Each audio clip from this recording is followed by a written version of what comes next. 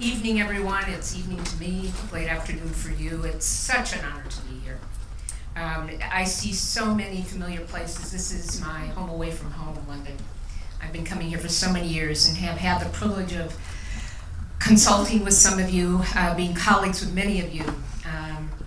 And it's just a privilege to work with people like you who've made a commitment in their lives to facilitate the growth of others. It's a privilege.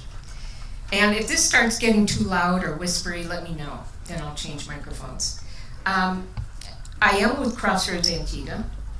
And before I start, I just have to do a little shout out here to the folks that planned this conference. I have been to this conference. This is the first iCAAD, but I've been to iCAAD before. They have done such a fabulous job. So Sam and Katie and all the people behind the scenes, you rock. Really, thank you. It makes it so much easier when things are so organized that all you have to do is get up and do what you love to do. It's great. I also want to say, have some empathy for the hotel staff here. Do you have any idea what it's like having 1,000 therapists descend upon you? Can you imagine? I was checking in on Thursday, I think, or Friday, I don't remember when it was, and there was a therapist in front of me, I think he was American, who didn't get the room he wanted, and he was processing emotionally with the person at the desk. He actually used the word dysregulated. And I, who wrote boundary books, wanted to intervene with him. I mean, I just thought, can you hear the staff training? Can you hear them train the staff, like saying things like, always put a smile when you pass by, do not ask them if everything's okay, or how they are today. Call out to the staff. So I want to start by saying that I have a few slides here, not many. But if you want a copy of the slides, it's Rokelle or RokelleLerner.com.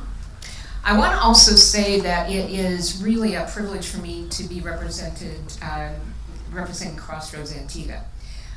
At my age, and been through a lot of different treatment facilities, I chose this place because of its clinical excellence and its combination of a lot of heart with really some clinical expertise. And I'm not just saying that because I live in Minnesota and I get to go to Antigua. That's not the reason. It's really been a great, great privilege to work there. So if you want some slides, please write to me. So I want to start out. Since I wrote a book on narcissism, some of you might have seen this. This is a 12-step meeting for narcissists. It's a guy who says, "Hi, my name is Jim, and I don't care who you are." So you'll find that I use humor very intentionally, particularly on this subject of mindfulness and compassion, and the fact that it's the end of the day. I show this because there's something in us human beings that want to shine. That's true. It's just, we have to know someday that we are not the source of our own sunshine. And I have a client, a private practice client, who I sent to a 12-step group for men in Minneapolis. And he came back 1 week later. He said, "I can't do this." I said, "Why?" And he's a writer. And he said, "I can't do this because these guys suffer from," he said, "premature congratulations." I thought that was marvelous. I thought it was good. So, my goal in addressing you this evening is to really address the fundamental thirst that leads addicts to destruction, and to offer you some concepts and some techniques on incorporating compassion and mindfulness into your practice with addicts and alcoholics. How many are doing that already, using mindfulness techniques, and how many, there you go, and how many are doing a mindfulness practice themselves? Fabulous, okay. I think it was really important to define what mindfulness is. When a word gets bandied about and becomes part of the vernacular, it starts to mean nothing. Right? So I will spend some time defining that word.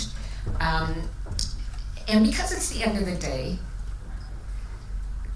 I'm going to have to tell you a joke about this. Okay. This is about things getting lost in translation. And no offense meant to anyone. It's a story about a monk whose job was to copy scriptures, to copy copies of scriptures and hand them down to the congregation. And one day the monk turns to the abbot and says, how do we know these are authentic? We don't even know if what we're printing is accurate anymore. So the abbot says to the monk, don't worry, your job is to do God's work, just copy, that's all you have to do. But the monk wouldn't leave him alone. And after some nagging, the abbot said, fine, I will go down to the catacombs. I will look for the original scrolls, if it will make you calmer and just get about your work. So the abbot disappears. He's gone 1 week, 2 weeks. And finally, they get worried, and the monk runs after him and looks in the dark caves. And finally, he sees the abbot sitting in a corner with tears streaming out of his face, kind of gently knocking his head against the wall. And the monk runs up to him and says, Father, what's the matter? And through his tears, the abbot says, the word is celebrate.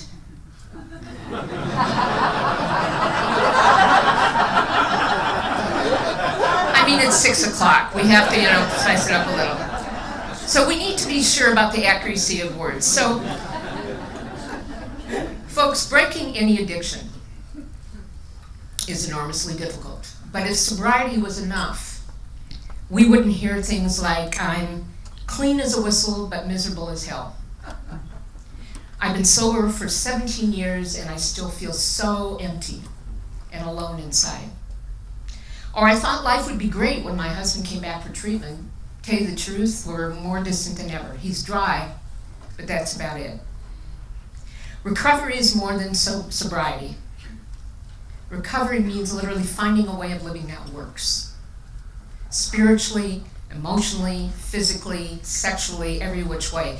And if we don't address that fundamental hunger and thirst for wholeness, and I'll talk about that, and connection, I don't think addicts ever leave the prison.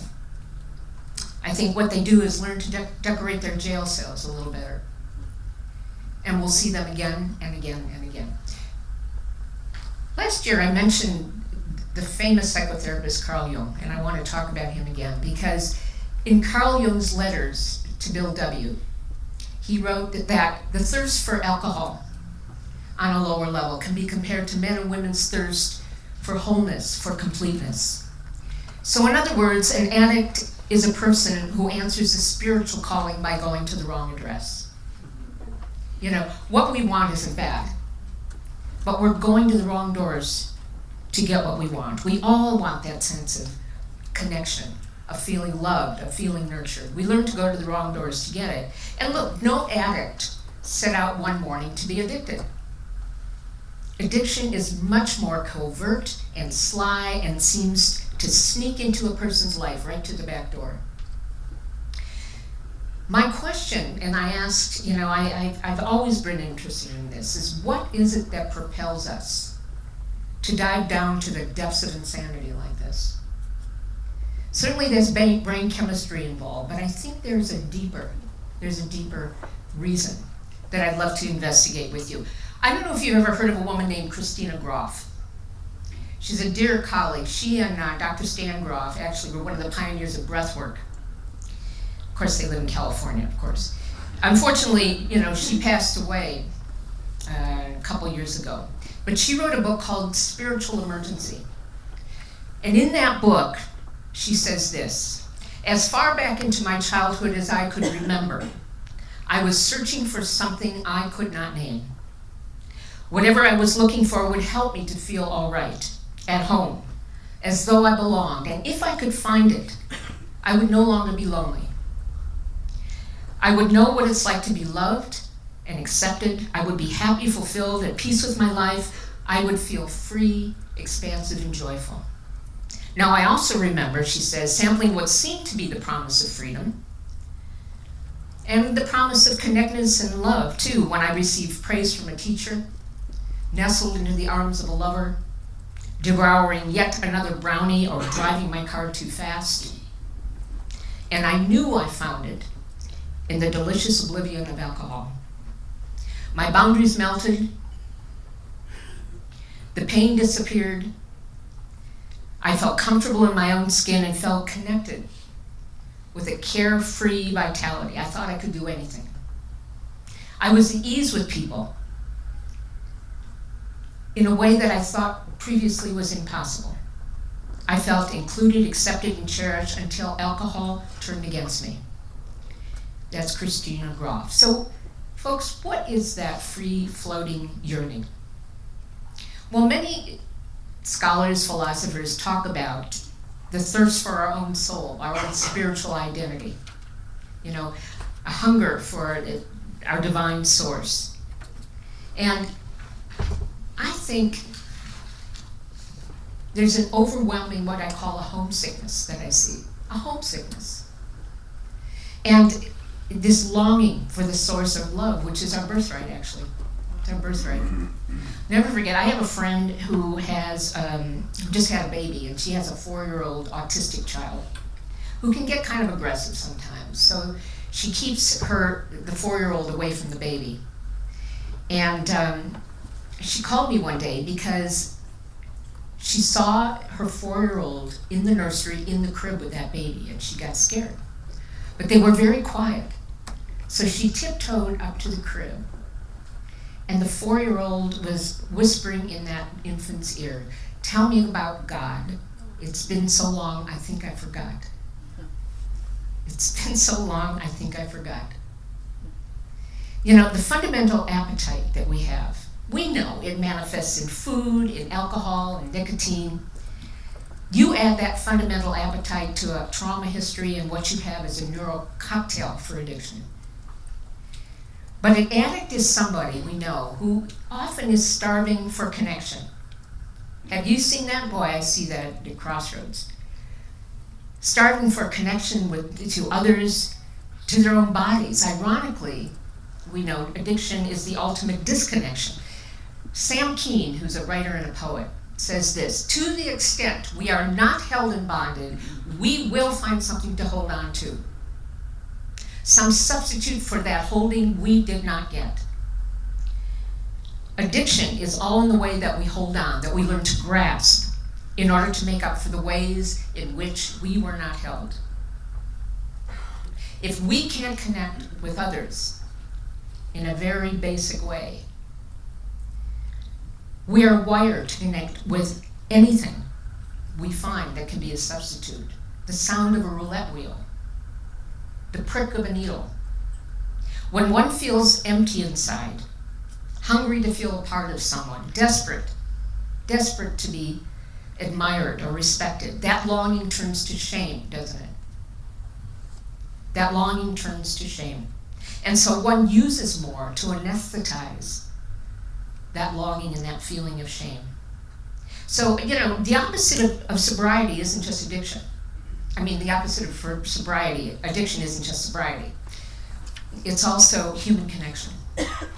And that working with addicts whose primary relationship was the drug or alcohol, to transform that into a relationship with human being is a daunting task.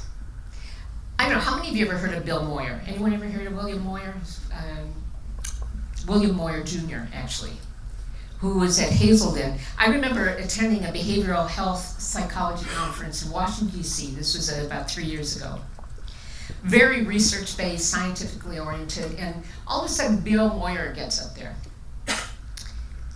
who's had quite a struggle with addiction. And he said, and I quote, "I have an illness which has its origins in the brain, but I also suffer from a hole in the soul," he says. "The pain that comes from a sense that I'll always be alone, that I'm not good enough." He went on to say that for addicts, alcoholics, recovery isn't just about the right medication or the correct therapy, that it's also about the spirit and dealing with that hunger. And folks, this is part of the core of addiction, this disconnection that the people we work with feel. Disconnection from their basic goodness, from a sense of connectedness, again, with others. And then what happens is they run after substitutes. I mean, we run after substitutes that can't possibly touch this deep yearning. But we need to acknowledge, that we live in a culture of disconnection. We do. I mean, this isn't just about addicts. There's a cartoon I have that explains that. This is a guy at a party with a dog calling around him. It says, it just keeps me from looking at my phone every 2 minutes. And here is relationships in the new millennium. With the right combination of therapy and medication, Clarence and Ethel had a long committed relationship. So we live in that kind of culture, don't we? In this internet era, and don't get me wrong, I love the internet. I really do. But in this internet era, we can feign connection as an imitation of something real. In other words, on Facebook, we can pretend to be caring. We just click like and we've made our connection for the day. I think it's rather handy myself, but if it's for certain people, that's all the connection they have with the world. I mean, we all need to be embodied. And as therapists, clinicians, we need to be embodied, don't we? And we are all somewhat disconnected. I mean, we can't stay connected to our bodies unless we're on top of Everest meditating all the time. However, I believe that men are more socialized to be disembodied from their emotions than women. And one comedian I heard that you know what the symbol of male disembodiment is? Let me show you. It's the necktie. The necktie, he says, that's got a noose at the top and an arrow pointing to the genitals. It's really sad.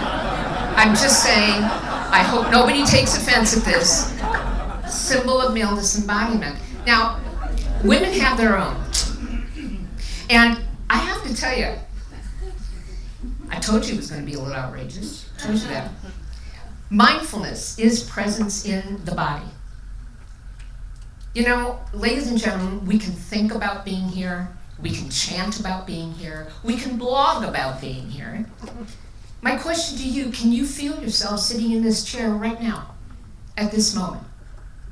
Are you aware of your legs, your feet, your gut, your neck, your shoulders, your breath? There's a Dr. Thomas Bean who says that the most important psychotherapeutic implication of mindfulness may lie not so much in techniques to teach clients, though these are valuable, but in the capacity of the therapist to be truly present. I don't know about you, but does anybody relate to this superhero figure? This is called Worry Woman. Worry Woman, who, by the way, able to leap to bad conclusions at a single bound. If our minds are busy, it's simply learning to pause for a minute, to pause, to take a breath. It doesn't change the content of the way we feel or the thoughts, but it changes the way we witness our thoughts. It changes our experience.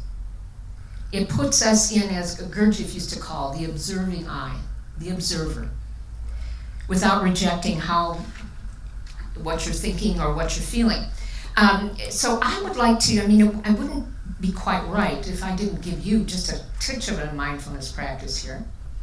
So what I'd like you to do is get comfortable. And if you're not comfortable, please ask yourself what part of you brought yourself in here and sat uncomfortably. Okay? And we're just going to do a really short breathing exercise. Do you know that dogs, the way they breathe is they pant in and out. Animals pant in and out. For human beings, there's a 4-part breath cycle, which is the first part is inhalation, second part, and you're not even aware of it, it's a brief hold at the top. Part 3 is exhalation. Part 4 is you hold it at the bottom. If you want to stimulate the sympathetic nervous system, it's in the inhale and the hold at the top. If you want to stimulate the parasympathetic and calm down, it's the exhale and the hold at the bottom. So just for a minute, either close your eyes or look down at the floor and just feel yourself sitting in this chair. And we're just going to slowly count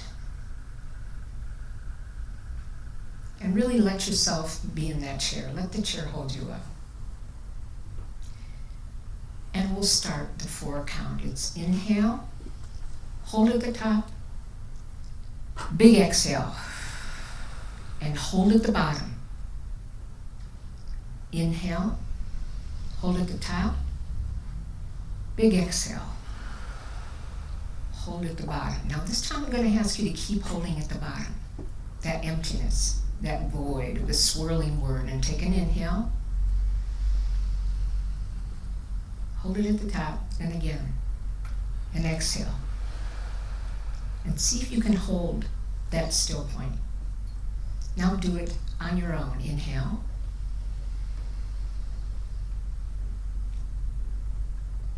And exhale.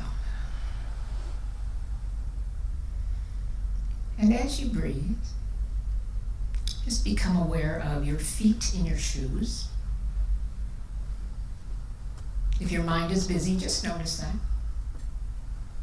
As you breathe in and out, become aware of the clothes you're wearing. Just become aware of whatever shirt you're wearing on your back. See if you become aware of the taste in your mouth, only the taste in your mouth.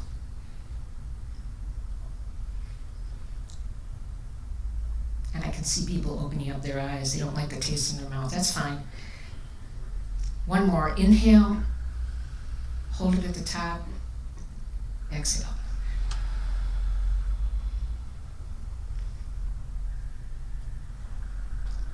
And gently, gently open your eyes and turn to someone. And just greet them with your eyes for a moment.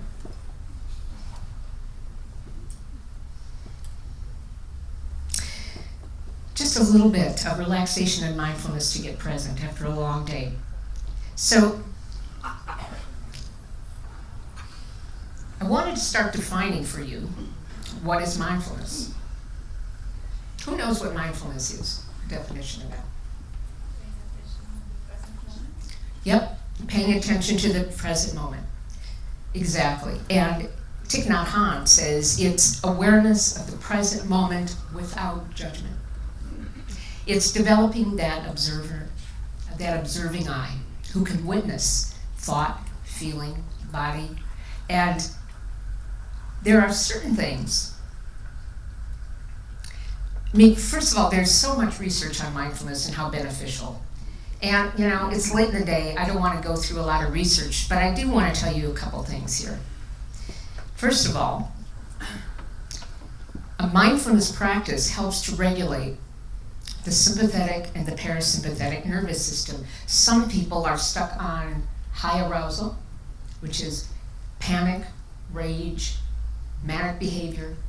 Some people get stuck on hypoarousal, which is the dissociation, the numbness, depression, especially if you're dealing with trauma survivors. Research shows and MRI shows that a consistent mindfulness practice increases what's called the window of tolerance, where you can both think and feel at the same time without going into dissociation and panic.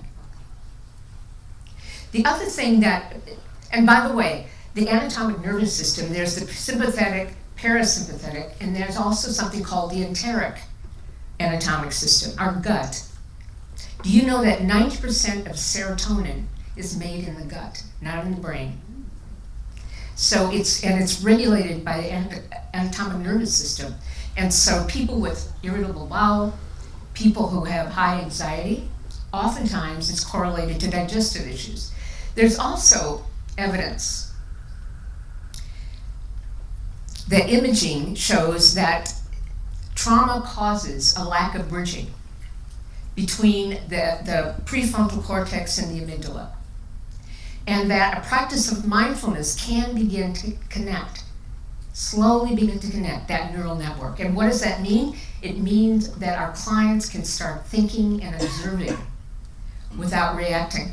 Whether you're using mindfulness, whether you're using acceptance commitment therapy, any mindfulness practice is good for the brain. It's described like this, if people who have been traumatized, you can't see that very well.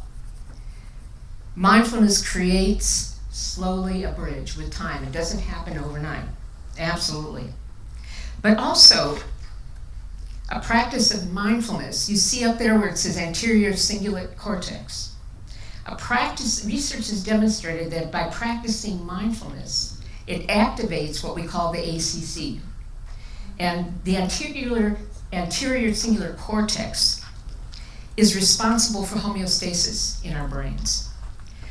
When that's activated, as mindfulness can do, it starts activating a homeostatic result in the emotional life that patients exhibit more emotional control. They're also less reactive, that more emotional memories can come when they're practicing a mindfulness ritual, but they're able to handle it better with a mindfulness practice. So the long and the short is, folks, in summary, it's good for us. And it's good for the people we work with. Have I sold you yet? I hope. So, but I want to tell you, there are so many misconceptions about what this is and what this is not. Let me talk about what mindfulness is not. First of all, you don't have to detach from life to have a consistent mindfulness practice. Some people use, they go on lifetime treks in order to avoid life. Some people do. Although sometimes that sounds really good to me, actually. You don't have to separate from your life to practice. You can do it with a simple breath and a pause. All right, so Anne was married to this guy. And Anne is a middle-aged woman, and her husband abandoned her. Mid-age crisis. He just disappeared. They're in their 50s. So what Anne did, 2 years later, to get out of her depression, she cashed in her retirement and said, I want to go on a trek. I'm going to Nepal, I'm going to Everest. And her friends tried to talk her out of it. But she did. She went on this long trek, and the Sherpa, the guide, when he met her in Nepal, she was exhausted, said to her, you came all this way, but I hate to tell you, when you meet the guru, you can only have to say 3 words. That's it. That's all you get. She said, never mind. I've come this far, I'm going to do the rest of the journey. So she climbs up, and it was arduous, and she rips her clothes and twists her ankle, and she finally gets up to the top, and the yogis, they warn her, you get 3 words, that's it. So she goes into the tent, and she sees this guy with a long beard, robes hanging down. She goes up to him with tears in her eyes and she says to him, Sydney, come home already. You don't have to run away. I just want to see if you're awake. See, here's another misconception. A mindfulness practice, meditation, does not mean that you get rid of desire. It doesn't mean you get rid of desire. First of all, desire isn't bad. We wouldn't be here if it weren't for desire. The universe wouldn't exist if there wasn't attraction.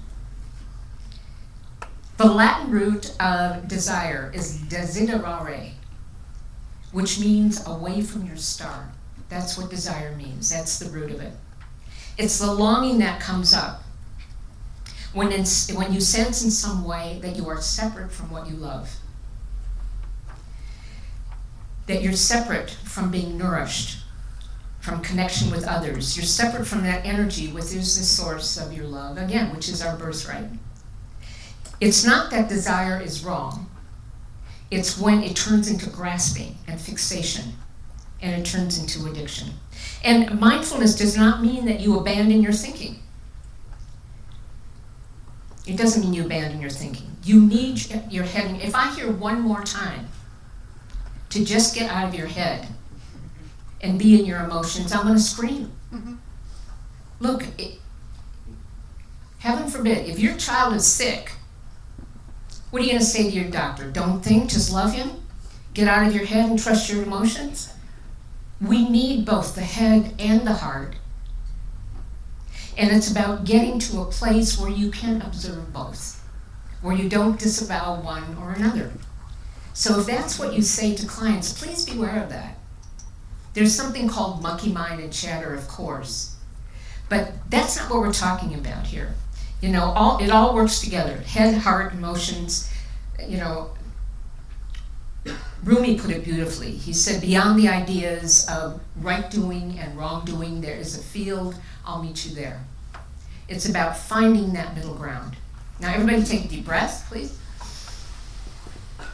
Yeah, let it out. Finally, I would love to be able to tell my clients at Crossroads that, you know, through meditation, you're going to find bliss. You're going to escape pain. That life will be happy skippy for you if you do this practice. As a matter of fact, a mindfulness practice can make us feel things more vividly. There's a quote by a man named Charles Colton who says that there are so many who'd rather meet their bitterest enemies in the field than their own hearts and heads. This is true. Because often the realization by those just starting to get quiet is that they're getting in touch with emotions and thoughts that are more painful and more challenging. So getting still doesn't necessarily mean that you get less distressed, but it does mean you become someone who can learn to be present with your own distress. Mary Oliver describes this, the poet Mary Oliver, when she says, "Then said my friend Daniel, it's not the weight you carry, but how you carry it. Books, bricks, grief. It's all in the way that you embrace it, balance it when you cannot and would not put it down. It's being able to be with whatever emotion you have." And we need to know what mindfulness techniques to use with different individuals. Do we use a formal meditation technique? Do we ask them just to observe when they wash their hands or be with each plate while they're washing the dishes? Do we need movement? I'll tell you, this is pretty important. I had a client last year. She's got about 5 years of recovery, but into deep depression, really acute trauma history, and I sent her to treatment. She called me 1 week later because they had her sitting in a room with other people in silence. Just asked her to get in touch with her feelings and her thoughts. And she decompensated. Not appropriate for a trauma survivor with acute trauma who's never done mindfulness before. You don't just slap on a technique. We need to be very careful how we use this. And we all know that for many addicts with a history of trauma, connecting to the body is so painful. You know, they ask, why would we do this? There are those who we work with that feel they just don't belong here. Any of you work with those people? They just don't belong here in this human suit. That in order to heal, we need to be the containers of safety so they can allow their hearts to break in our presence. That we need to hold the space of compassion and mercy, and only to do that, we need to be present. We need to show up in the room and acknowledge the beliefs that have led them to construct their lives so that they're suffocating. Is there anybody here who has ever worked with an alcoholic or addict who at their core had a broken heart? Anybody? Just a few, I would imagine. There's Dr. Ron Siegel. You ever heard of Ron Siegel? He's a professor at Harvard who says that emotional avoidance underlies all forms of psychopathology. Emotional avoidance. And he says that through the use of substances, of course, people can make their pain or longing or aching decrease. That this is a human condition. And of course, there's a continuum.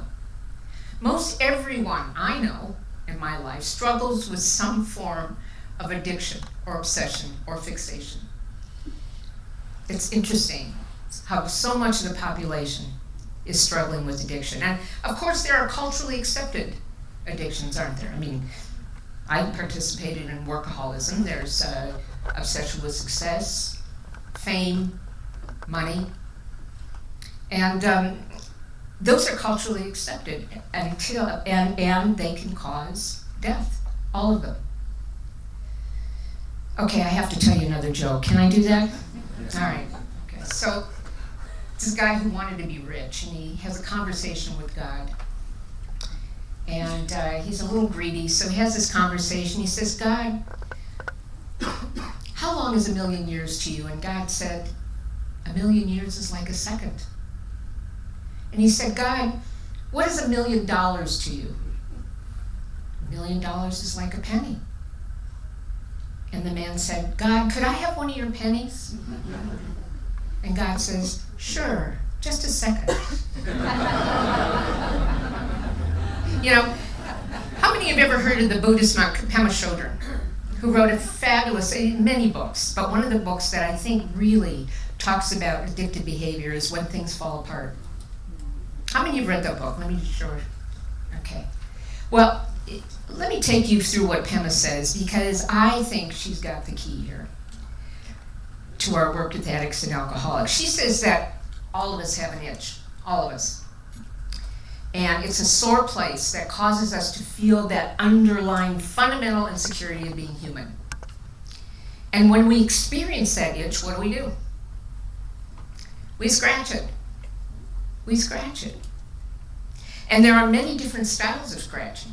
Many different styles. There's eating, drinking, compulsive working, arguing. And she said that feeling of that itch, it's not a thought. It's proprioceptive. It's pre-verbal. It comes really from your body. So we scratch it, and what happens? Well, we get very temporary symptom relief. Very temporary, and it spreads, and pretty soon we're scratching all over our body. She says it's a little like scabies, the metaphor. And she says, so in this analogy, we go to the doctor. And the doctor who gives us medicine, and the medicine is to stay with the itch, and don't go anywhere. Scratching is a way of turning away from, trying to escape the fundamental discomfort. And if you stay, and if you are willing to refrain from itching, then you will heal. And if you want to heal, and if you have enough compassion for yourself, you'll follow the doctor's instructions. You'll feel the itch without scratching. And if you do, that rash will disappear. You'll stop itching. Because if you keep scratching, Pema says, you will find yourself more and more in hell. Life becomes miserable and you will be out of control. And this is what she says. We feel uneasiness. We move into old behaviors. Interesting. It provides short-term relief, and at the same time, you know you're poisoning yourself. You know you are. You don't stop because you associate it with relief. Now, Pema says, I'm not on a first-name basis, I'd love to be, but Pema says that there are 3 ways we respond to itching. 3 ways we respond. And one is numbing, checking out, dissociation. Another is aggression, anger, rage, violence. And the other is pleasure-seeking, craving. So everyone has a bit of an itch all the time, she says.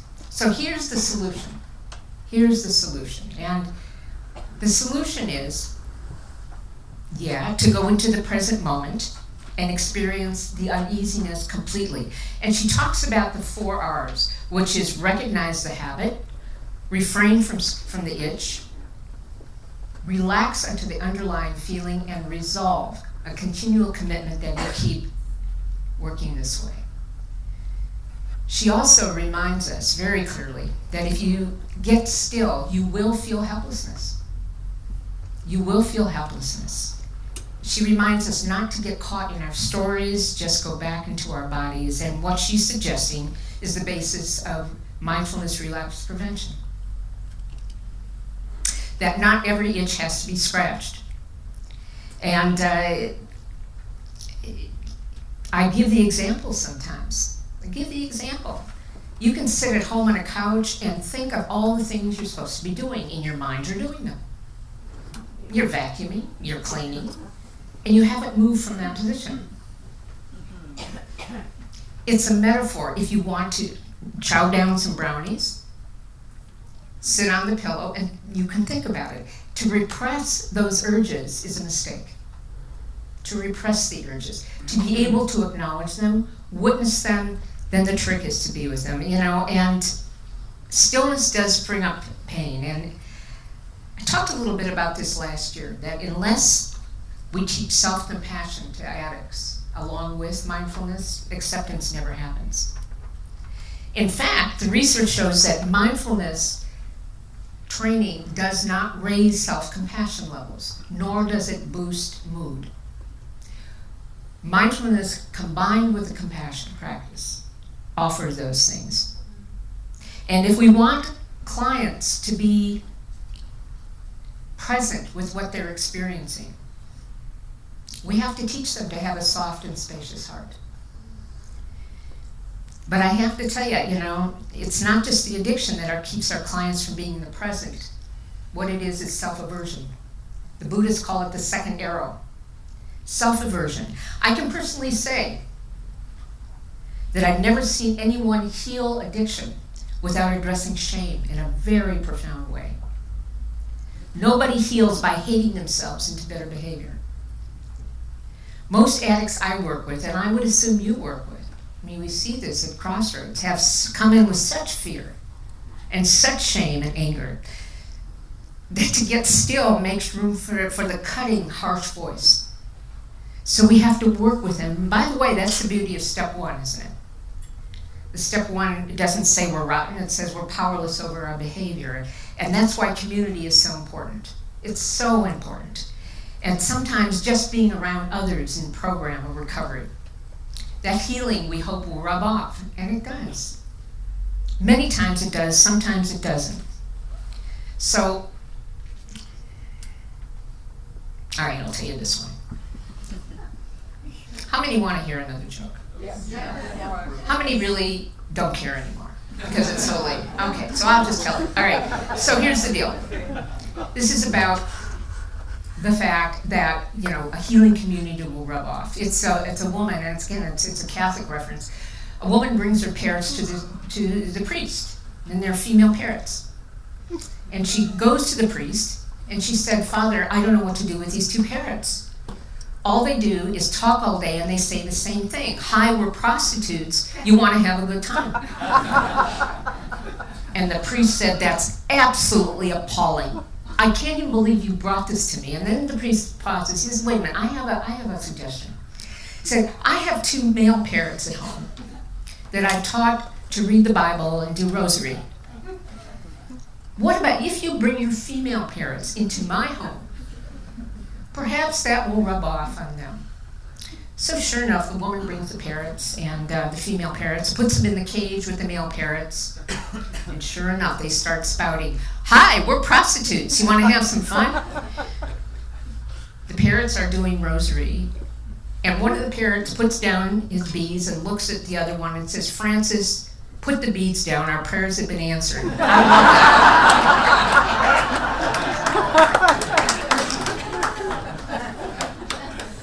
It doesn't always rub off, right? We hope, but you have to have humor with this, honestly. Mindfulness can be such a serious topic, really. I wanted to write a book once called Enlighten Up. Enlighten Up. Because the play and the lightness has to be included in this. But self-compassion and mindfulness have to go together. In fact, most contemplative traditions weave together acceptance and being present with a loving kindness practice. Makes sense. When we soften the heart, it's so much easier to be present. And compassion literally means to be with suffering. It's different than empathy. It's not standing in someone's shoes. Compassion is to be with suffering, and it demands that you take some action as well. I'll give you an example. So, let me just tell you what compassion is not. Compassion. It's not self-pity. How many were here last year when I gave a talk? Oh, Well, welcome back. Okay. So compassion is not self-pity.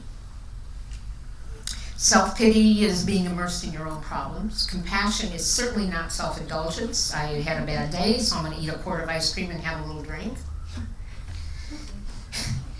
It's not self-esteem or self-evaluation. Self-esteem is about perceived value. It's how much we stand out, how much we're special.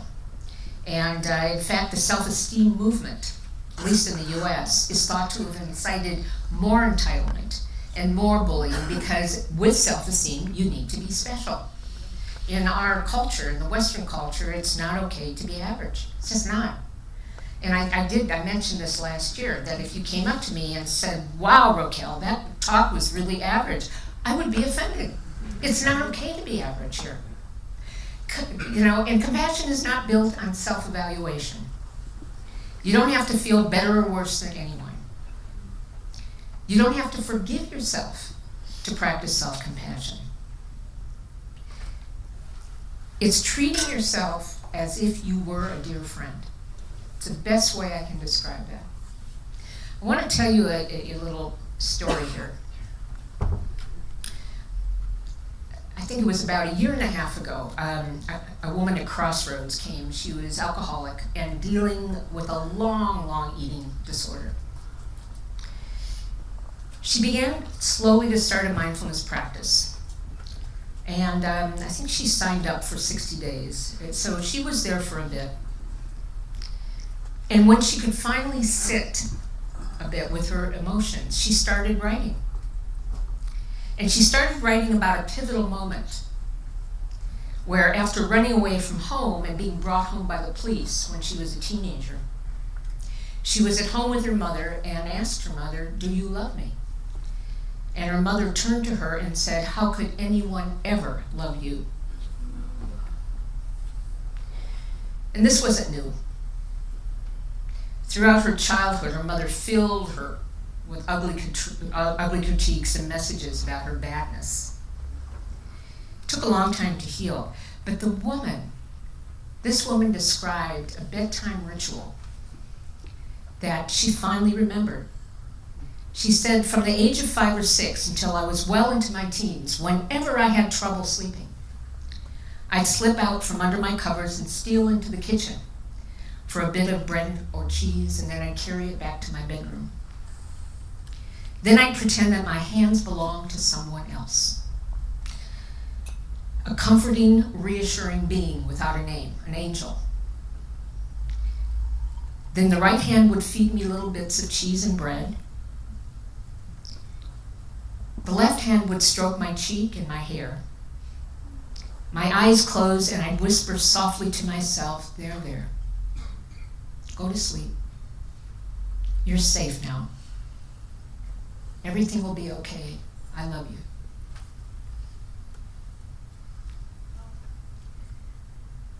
This ritual of her nighttime angels was a true awakening for her.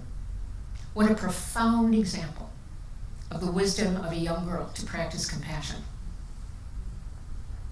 And that her true understanding that underneath all the years of fixating on food, there's a part of her that just wanted a sense of loving and belonging. Her core belief was, there's nobody here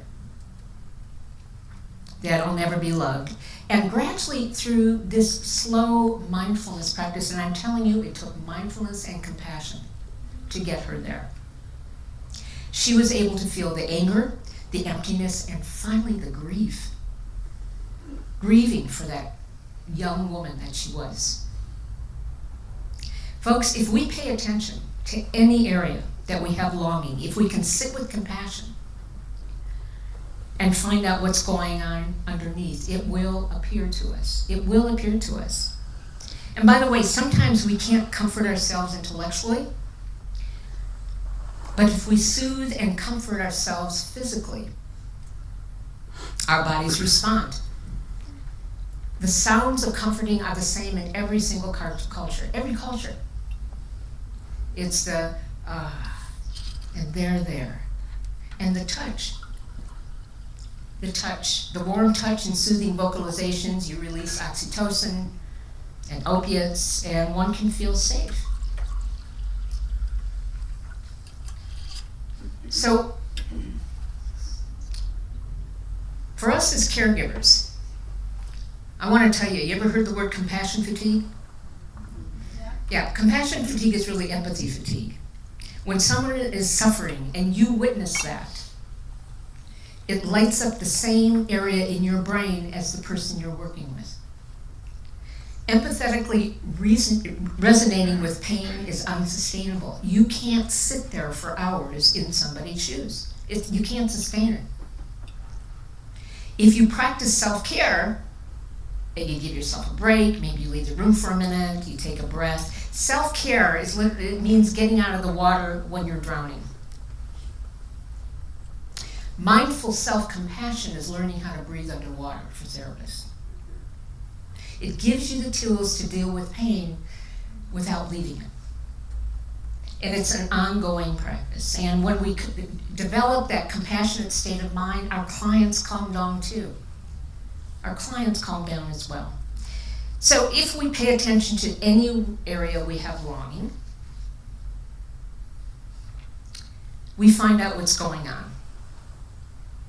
And we start to ask ourselves the questions when we get very still, I think, that usually people don't contemplate until their deathbed. We think we have years and years, and God willing, you all do. But on our deathbed, people contemplate things like, did I love well? Did I really show up? What was my purpose here? What's the truth that's emerging today? So what I'd like to do is, I debated whether to do a compassion exercise with you or ask you, just have you pair up and do a little different exercise. How many feel like they need a compassion exercise tonight? 2 people. Okay. 3, 4. Okay. Yeah. So I think we have time to do a little of both, actually. And Mark's going, oh my God, really? Yeah. Okay. So what I'd like you to do first is, let me ask you this first. If you were with a colleague and that colleague made a horrible mistake at work, I asked this last year. If a colleague made a horrible mistake at work and felt miserable about it, what would you be telling your friend? What would you tell them? Everybody makes mistakes. Everybody makes mistakes. What else? You're human. You're human. It's okay. If you made a horrible mistake at work, what would you be telling yourself? Idiot. Okay. All right. So, compassion is usually when you do a compassion practice, we teach people you put your hand over your heart, and often you back it up with your other hand, like I have your back.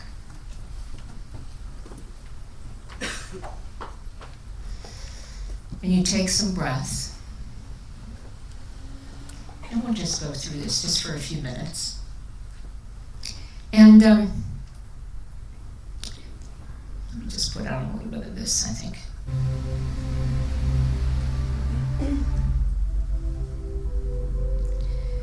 And sitting in your chair tonight at this hour, I'd like you to just become aware of your back against the chair, your feet on the floor. You take a breath and embody yourself with air.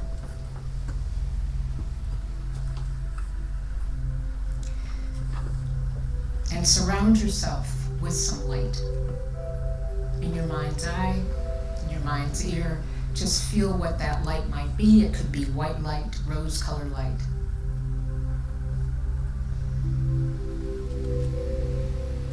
That this is your space.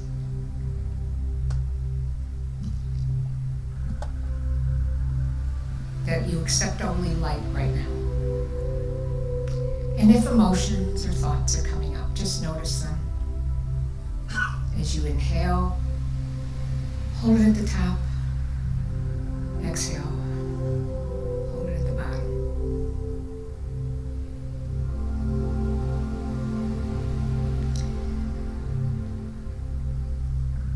as you're sitting in this light, with your hands on your heart, you might bring forward someone you know, with whom you have some concern. Could be a family member, a friend. Could even be a pet. And bring that person close to your light or in the light and say to yourself, may they be happy. May they be peaceful. May they be free from suffering.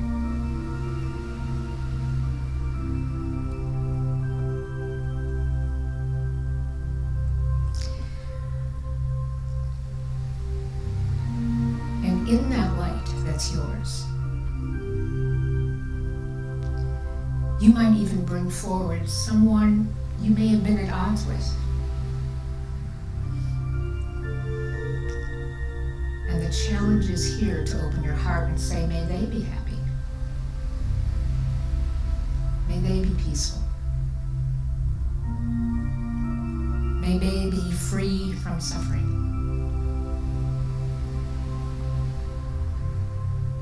As you breathe in air.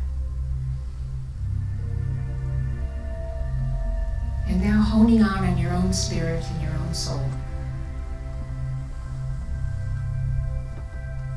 And that aliveness you have within. Say to yourself, may I be happy. May I be peaceful. May I be free from suffering. And finally, just take that in as you let your light expand throughout the world, through these walls, to a world that so desperately needs our light, and say, may we be happy. May we be peaceful. May we be free from suffering.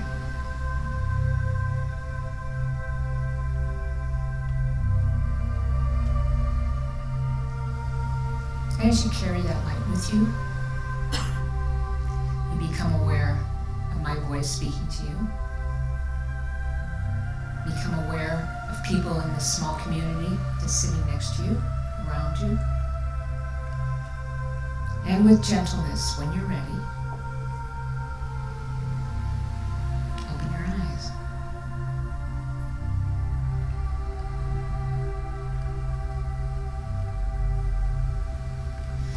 Take a stretch, if you would.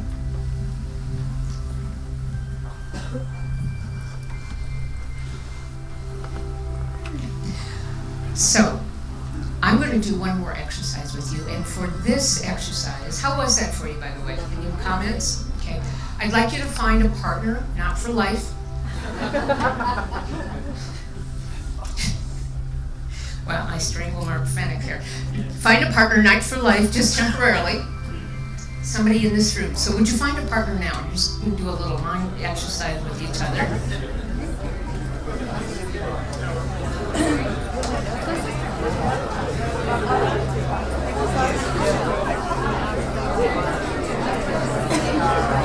Okay. So if you don't know each other, you might introduce yourself. I see that you have already. So here's the way this exercise will work. Before I even tell you what we're doing, please decide who's going to be first.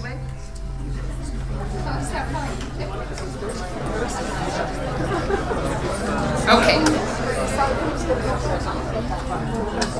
So here are the instructions. Are there any people in groups of 3? Okay. If one person can come up here, you can have a partner if you want one. Who else? Raise your hand again if you're in groups of 3. It'll work with 3, but it's better with 2. Okay. How many times have you ever asked a client to really try to let go? Let go of old beliefs, let go of old ways of being, let go of the people you used to hang around with.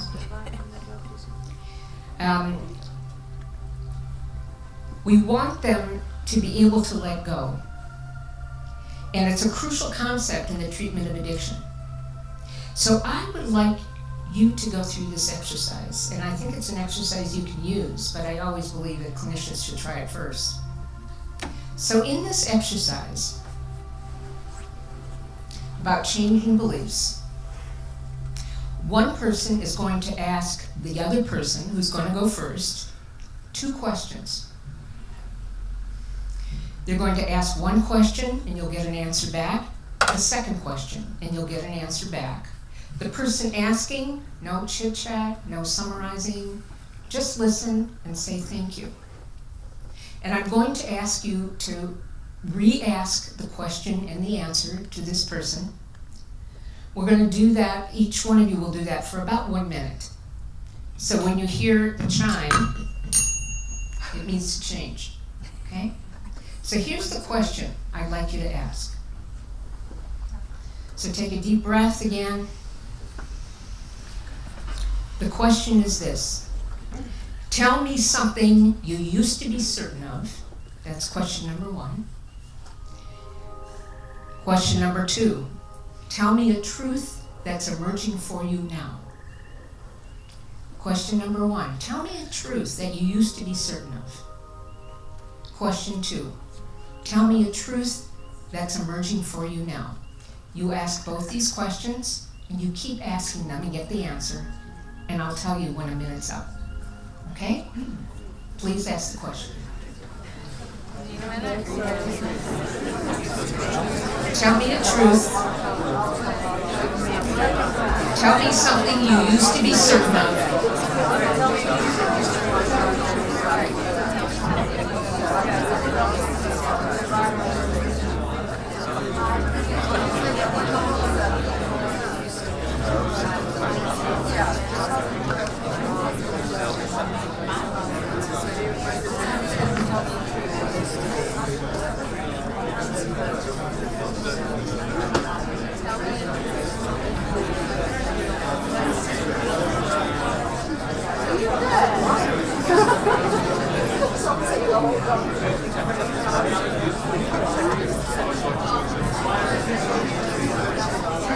Tell me a truth you used to be certain of. Tell me a truth that's emerging for you now, is the second question.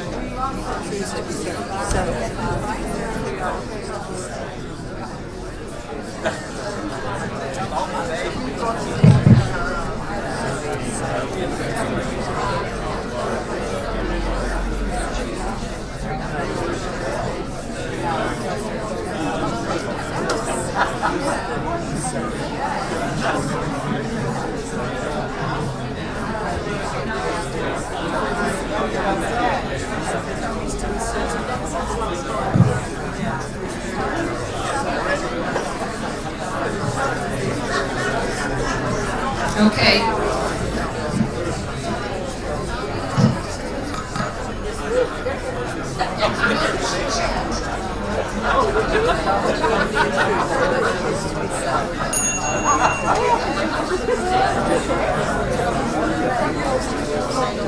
Okay, sorry about that. I spelled certain wrong, but I wanted to quickly write that. So, change partners. See, did you change already? You're supposed to keep asking the question. You follow directions. Oh, good. Okay, so hold on. I'm out of control. For those of you who haven't had a chance yet, take a minute, change partners, and we'll do this for about 30 seconds. Tell me a truth you used to be certain of. Tell me a truth that's emerging for you now.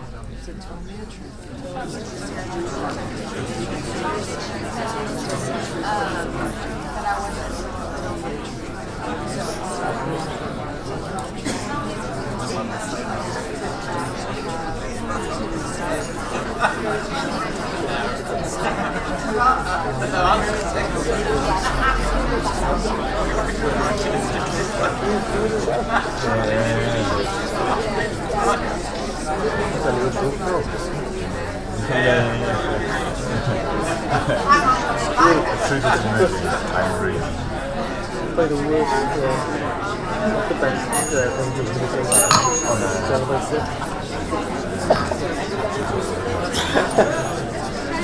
Okay, I see people laughing, which actually shouldn't be starting until 7:30, so. Usually what I'd have clients do, I'd have them get quiet, get still, contemplate these questions, and then you keep asking them. It's like peeling off layers. Who would like to, anyone like to volunteer and say what truth they used to be certain of? So I've just got a question. Do you keep asking them without getting an answer? Yeah. No. Okay, so all right, so let me demonstrate this, okay? Let me demonstrate this. Okay, so in the beginning, I am asking the question, and she is answering. And I keep asking the questions until the time is up, and she keeps answering. So, what truth did you used to be certain of? Nothing. And what truth is emerging for you now? It's my time. Thank you. And what truth did you used to be certain of? Nothing. You keep asking. Got it? Yeah. So. Yeah, no, I thought that was it. I just wasn't sure. Right. Well, I don't think I was going to say the disruption. The instructions may not have been clear. Yeah. So, who else? Anybody else would share? What truths you used to be certain of? Yep.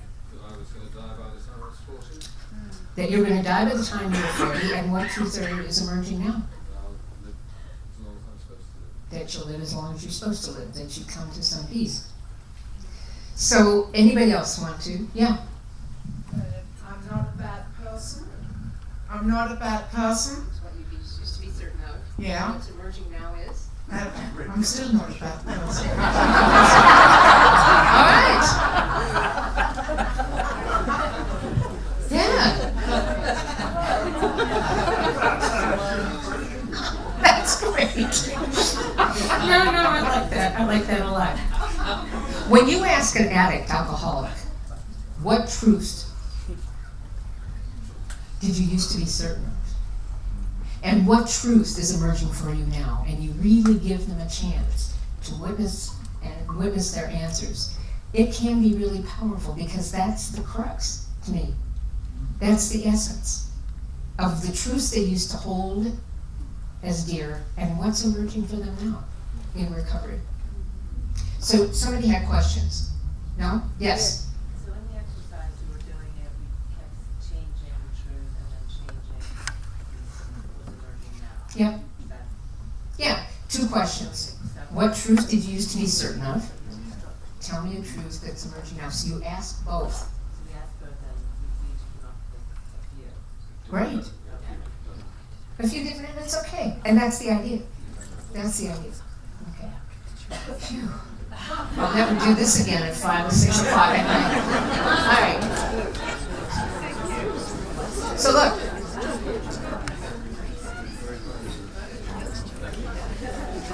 There is, anybody else want to say anything before we move on? Are you clear what the instructions are? Because it's really, can use this. You really can use it. It's a really powerful exercise when it's explained correctly. So, you know, I love the poet Rilke. And he used to say, be patient towards all that is unresolved in your heart. Try to love the questions themselves. Do not seek now the answers which cannot be given, because you would not be able to live them. And the point is to live everything. Live the questions now, and perhaps with time, you will then gradually live along some distant day. You will evolve into the answers. That's Rilke. So, you know, we are charged in the jobs that we do to bring people into what I call the miracle of recovery as best we can. and to allow addicts and their family members to move from a place of pain and paralysis to one of power, energy, and excitement for their lives. So they can be present to the true gifts of recovery.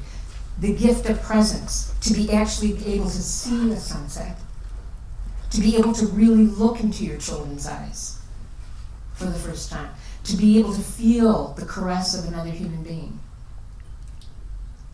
And so I'm going to end here, and I'm going to end with first a poem, and this is a poem by David Wilcott, who writes that the day will come when with elation you will greet yourself arriving at your own door, in your own mirror, and each will smile at the other's greeting, saying, sit here, eat, you will love again the stranger who was yourself. Give flowers, give bread, give back your heart to itself. To the stranger who's loved you all your life, who you've ignored for others, who knows you by heart. Be done with all the distractions, all the painful, desperate notes. Peel your own image from that mirror. Sit and feast on your life. That's David Wilcott. The gift of mindfulness and presence. And I want to end by just saying this. If you get up energized in the morning and can start the day without caffeine and stimulants, if you can take criticism without defensiveness and always be elated to see the people you live with and care about and greet them with an open heart.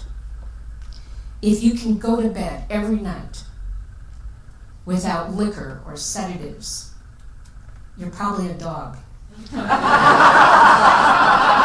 So, listen.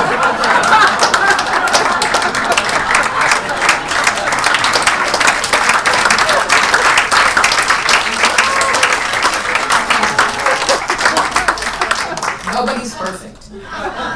We try our best. One day at a time, one step at a time. So I'm going to end a few minutes early. I want to thank you so much. It's so lovely to be here in your presence. Thank you for paying attention to me. God bless you all. Come on up if you have any questions.